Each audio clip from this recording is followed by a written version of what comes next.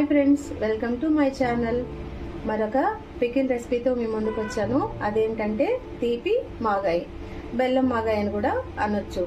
ఎప్పుడు మనం పెద్దవాళ్ళమే పచ్చడి పెట్టుకోవడం, ఆవలు ఘాటు అవన్నీ కాకుండా పిల్లల కోసమే స్పెషల్లీ నేను ఈ పచ్చడిని తయారు చేసి చూపించాలనుకుంటున్నాను. దీనికి కావలసినటువంటి పదార్థాలు ఈ సైజులో ఉన్నటువంటి మామిడికాయ ఒకటి తీసుకున్నాను. నేను తీసుకుని బాగా శుభ్రంగా కడిగి పొట్టు తీసి ఈ విధంగా మాగాయికి ముక్కలు ఎలా తరుగుతామో మనం ఆ విధంగా ఈ ముక్కలన్నిటిని కూడా ఈ విధంగా కట్ చేసుకోవాలి.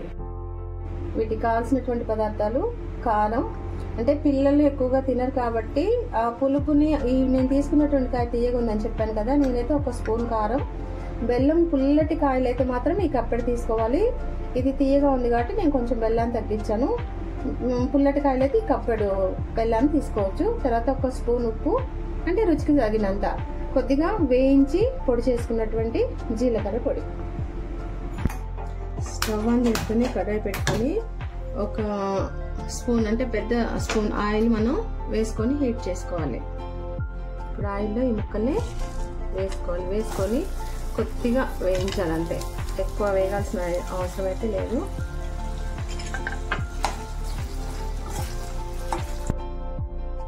ఈ విధంగా కొద్దిగా వేడెక్కితే సరిపోతుంది. ముక్కలేదు కలర్ రావాల్సిన అవసరం అయితే లేదు. కొద్దిగా ఈ విధంగా మగ్గితే వెంటనే దీంట్లో మనం బెల్లం వేసుకోవాలి.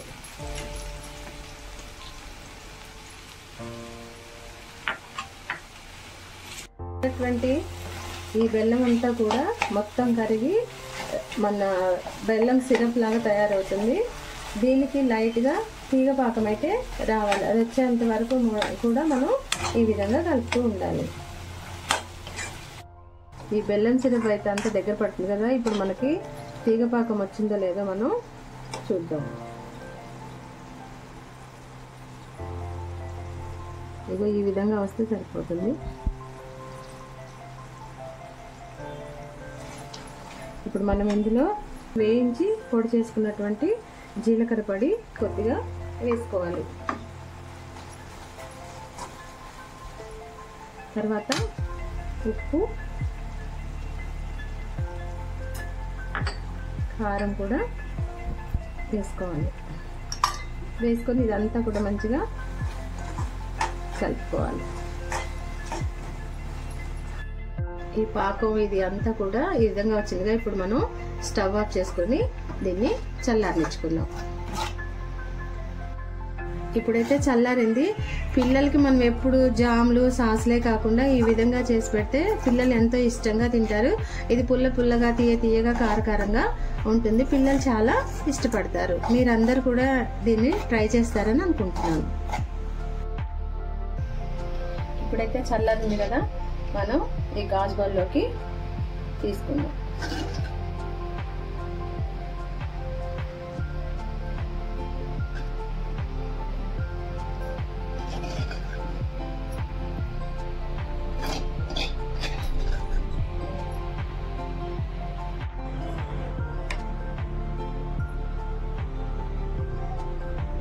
ఈ విధంగా బ్రెడ్ మీద పెట్టిస్తే పిల్లలు ఎంతో ఇష్టంగా తింటారు. ఎప్పుడు జామ్లు సాసులే కాదండి, ఇలాంటివి కూడా మీ పిల్లలకి ట్రై చేసి పెట్టండి.